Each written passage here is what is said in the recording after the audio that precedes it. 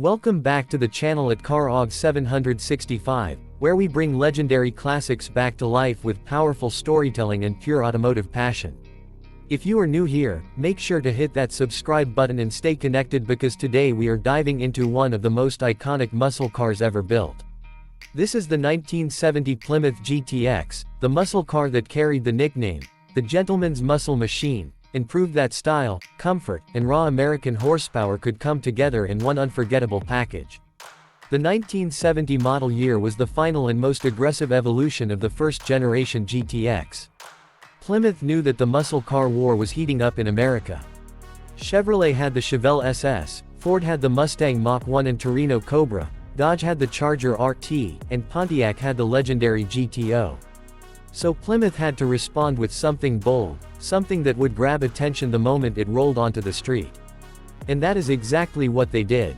When the 1970 GTX appeared, its styling told you everything you needed to know before you even heard the engine.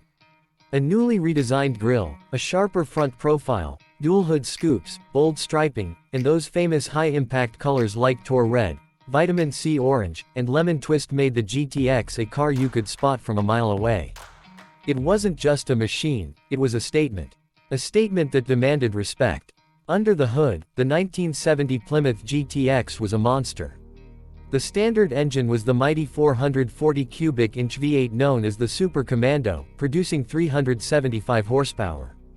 This engine alone made the GTX a serious street contender. But for those who wanted something even more extreme, Plymouth offered one of the most feared engines of the muscle car era, the 426 Hemi. Producing a factory-rated 425 horsepower, the Hemi GTX could run the quarter mile in the low 13-second range, making it one of the fastest production cars of its time. Even today, the name, Hemi, creates excitement like no other engine in American automotive culture. But the GTX wasn't just about going fast in a straight line. Plymouth engineered it with the heavy-duty TorqueFlite automatic or the 4-speed manual transmission paired with strong rear axles and performance-tuned suspension. That meant the GTX handled its power with confidence. It had power steering, optional power brakes, and one of the smoothest rides compared to other muscle cars of the era. This is why the GTX earned its gentleman muscle reputation.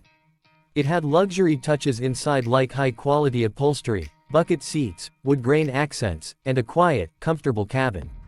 It wasn't a stripped-down drag machine, it was a car that delivered power with refinement. Another highlight of the 1970 GTX was the air grabber hood option. With the push of a lever inside the cabin, the hood scoop would rise up, exposing shark-like teeth graphics and sucking in cold fresh air straight into the carburetor. It wasn't just functional, it was intimidating. People knew the GTX meant business when that air grabber popped open. On the road, the 1970 GTX had a special personality. It wasn't only about raw speed. The roar of the 440 engine, the smell of gasoline, the vibration in the steering wheel, and the confident push of the throttle created an experience that modern cars simply cannot replicate. The GTX had soul. Every drive felt like an event. Every stoplight felt like a challenge. And every person who saw it felt a sense of admiration. But despite its incredible performance, the 1970 GTX faced challenges. Insurance rates for muscle cars were rising, gas prices were changing, and new government regulations were starting to affect high-performance engines. This made 1970 one of the last great years of the true, unrestricted American muscle era. Today, collectors consider the 1970 GTX a holy grail. Finding one in original condition, especially with the 426 Hemi, is extremely rare and extremely valuable. The design of the 1970 GTX has aged beautifully.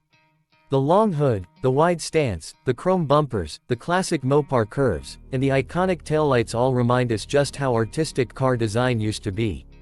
Everything was bold, everything was mechanical, everything was loud in the best possible way. It was an era when automakers took risks, when enthusiasts wanted real power, and when cars like the GTX defined a generation. Today, the 1970 Plymouth GTX continues to be celebrated in car shows, auctions, museums, and private collections across the United States.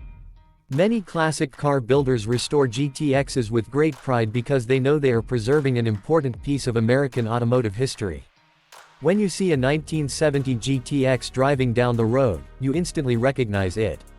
You feel its presence. And even if you aren't a car expert, something inside you tells you that this is not an ordinary car. This is history rolling on four wheels. If you ever get the chance to ride in one, you will understand why so many people still love these machines. The engine sound, the acceleration, the smell of burning rubber, the weight of the steering, the rumble of the exhaust, it is a feeling that no modern car can replace. It is a connection between man and machine, between power and control, and between the past and the present. The 1970 GTX represents the peak of Plymouth performance, the spirit of Mopar engineering, and the golden age of American muscle cars. It is a car built for the brave, for the bold, and for those who wanted something more than just transportation. It represents freedom on the open road, power under your control, and the unforgettable feeling of driving a true muscle car legend. Thank you for watching this video on the legendary 1970 Plymouth GTX. If you enjoyed the history, the sound, the power, and the story behind this classic masterpiece, make sure to like the video, leave a comment, and subscribe to the channel at CarOg 765 for more classic car stories. Your support keeps these legends alive, and together we will continue exploring the greatest machines ever built. Stay tuned, stay passionate, and I'll see you in the next video.